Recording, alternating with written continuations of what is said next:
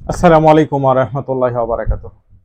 আমাদের প্রত্যেকেরই একটা কমন প্রশ্ন, যে প্রশ্নে আমি বলতে গেলে এক প্রকার জর্জরিত। মাসুদ ভাই, কবে ট্যুরিস্ট ভিসা চালু হবে? মেডিকেল ভিসাটাই বা স্বাভাবিক হচ্ছে না কেন? যেখানে মেডিকেল ভিসার চাহিদা লক্ষ লক্ষ, সেখানে পাচ্ছে শত শত। তার মানে চাওয়ার বিপরীতে পাওয়াটা 1%-ও কম। এ নিয়ে নানা ইউটিউবার নানা রকম কথা বলেছে। তবে আজকে আমি সর্বশেষ এবং সর্বোচ্চ লেভেলের সত্য কথাটা আপনাদেরকে বলবো। কেন ভারত আমাদেরকে ভিসা দিচ্ছে না? এই বিষয়টা নিয়ে অনেকে অনেক রকম মন্তব্য করতে পারেন, হয়তো বা আমার কথাগুলো কারো বিরুদ্ধেও যেতে পারে। তবে এটাই হচ্ছে সবচাইতে অপ্রিয় হলেও সত্য কথা। কি সেই কারণ? কি কারণে হচ্ছে না? এক নাম্বার কজ, ভারত বলছে যে বিভিন্ন আইভ্যাকে তাদের লোকবল সংকট। সেটা চাইলে কিন্তু তারা মেটাতে পারত, কিন্তু সেটা মেটাচ্ছে না। এটা আহামরি কোনো কঠিন কাজ নয়। দ্বিতীয় কথা, তারা বলছে নির্বাচিত সরকার। নির্বাচিত সরকার যদি না আসে তাহলে তারা সম্পর্ক স্বাভাবিক করবে না। কথা হচ্ছে আমাদের দেশের সরকার নির্বাচিত হবে নাকি অনির্বাচিত হবে, খেলাফত হবে নাকি কমিউনিজম হবে, সেটা তো একান্তই আমাদের ব্যাপার। এর সাথে ভারতের সম্পর্ক কি? যদিও বা অনেকেই বলবেন যে যেহেতু আওয়ামী লীগ ক্ষমতায় নাই, সে কারণেই হয়তো ভারত চাচ্ছে এমন একটা ব্যবস্থা। ফিউচারে যদি ইসলামী দলগুলো ক্ষমতায় চলে আসে তাহলে কি ভারতের এই বয়ান এক থাকবে? আমি বলছি হয়তো বা থাকবে না। এখানে আরো কিছু বিষয় লুকিয়ে আছে। শুধুমাত্র এই দুটো একটা বিষয়ে কিন্তু সবকিছু সীমাবদ্ধ নয়। বাংলাদেশিদেরকে ট্যুরিস্ট ভিসা তো দিচ্ছে না। এমনকি যদি আগামীতে বাংলাদেশের ইসলামী জোটগুলো ক্ষমতায় আসে, মনে রাখবেন যে ভারত ট্যুরিস্ট ভিসা দিবে না যদি এই নীতিতে থাকে। কেন জানেন?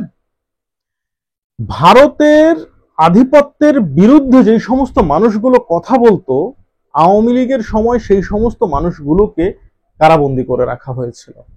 যে সমস্ত মানুষগুলো অধিপত্যের বিরুদ্ধে, পুঁজিবাদের বিরুদ্ধে, এমনকি ইসলামের বিরুদ্ধে যারা কথা বলে তাদের বিরুদ্ধে যারা স্ট্রং হয়ে দাঁড়িয়েছিল, সেই সমস্ত মানুষগুলোকে কিন্তু কারাবন্দী করে রাখা হয়েছিল।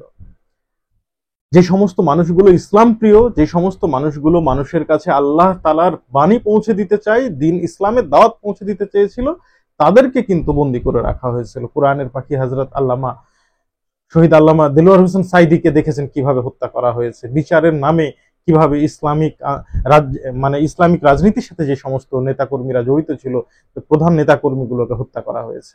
তারপরেও কিন্তু আরো কিছু বিষয় ছিল, যেমন মাওলানা জসিমউদ্দিন রহমানের মতো একজন ভালো মানুষ, যাকে কিন্তু বিনা বিচারে আটকে রাখা হয়েছিল।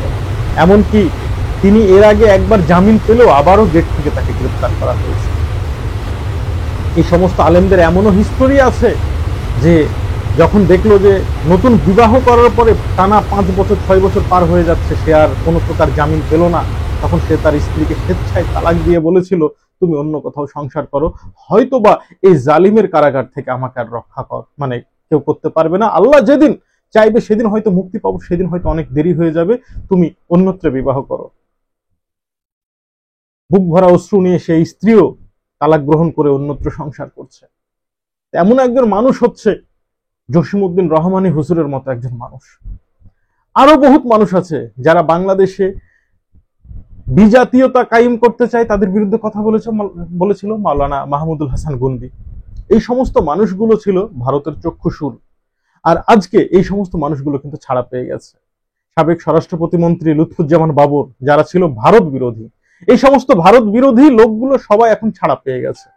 তাদের ভয়টা এই জায়গাতে, এই কোনোভাবে যদি তারা আবার ভিসার আবেদন করে ভিসা পেয়ে যায় তাদের কোনো ভুলের কারণে, সেক্ষেত্রে তারা মনে করছে তাদের দেশের স্বাধীনতা, সার্বভৌমত্ব হুমকির মুখে পড়ে যাবে। এটাই হচ্ছে মূল কথা। আর এ কারণেই কিন্তু বাংলাদেশিদেরকে চিকিৎসা ক্ষেত্রেও যখন কোনো ভিসা দেওয়া হচ্ছে, দেখা যাচ্ছে মুখে যাদের বড় বড় লম্বা দাঁড়িয়ে আছে, আমার মতো যাদের গোফ নেই, তাদেরকে কিন্তু অনেকবার চেক আপ ব্যাক আপ করে ভিসা দিচ্ছে, অথবা ম্যাক্সিমাম সময় তাদের ভিসাগুলো বাতিল হয়ে যাচ্ছে। ভাই, কোনো মিথ্যা কথা বলছি না। যেহেতু ভিসা নিয়ে আমি কাজ করি, আমি দেখেছি যাদের ভিসা বাতিল হয়েছে তাদের একটা বড় অংশ হচ্ছে মুখে লম্বা দাঁড়িয়ে আছে এবং গোফ নেই। এই জাতীয় মানুষগুলোকে প্রচন্ড রকম ভয় পাই তারা। ইতিপূর্বেও কিন্তু ভিসা দিয়েছে দাড়ি গোফওয়ালাদেরকে বা গোফ ছাড়া দাড়িওয়ালাদেরকে, কিন্তু তখন তাদের একটা বিষয়ে স্বস্তি ছিল যে যারা আমাদের দেশের বিরুদ্ধে কথা বলে তারা সবাই কারাগারে আছে। কিন্তু এই মুহূর্তে ডক্টর ইউনূসের নেতৃত্বে যে সরকার, সেই সরকার কিন্তু ভারতের অধিপত্যবাদ স্বীকার করে নেয়নি। আর সেইটা স্বীকার করে নেয়নি বলেই কিন্তু যারা ভারত বিরোধী কর্মকাণ্ডের জন্য বাংলাদেশের মাটিতে জন্মগ্রহণ করেও জেলে ছিল, বাংলাদেশের জেলে, তারা কিন্তু আজকে ছাড়া পেয়ে গেছে। আর এটার কারণেই কিন্তু ভারত মূলত ভিসা কার্যক্রম স্বাভাবিক করছে না। ভবিষ্যতে যদি ইসলামিক দলগুলো ক্ষমতায় আসে, তাহলে কিন্তু এই বিষয়টা ইন্ডিয়ার জন্য আরো বেশি খারাপ হয়ে যাবে। বিকজ ইসলামী দলগুলো কখনোই কোনো দেশের প্রাধান্য বাংলাদেশে মেনে নেবে না, বিশেষ করে ভারতেরটা তো মেনে নেবে না। তারা অবশ্যই সমানুপাতিক বন্ধুত্বে বিশ্বাসী, কখনোই মানে প্রভু আর শিষ্য এইরকম কোনো কিছুতে তারা যাবে না।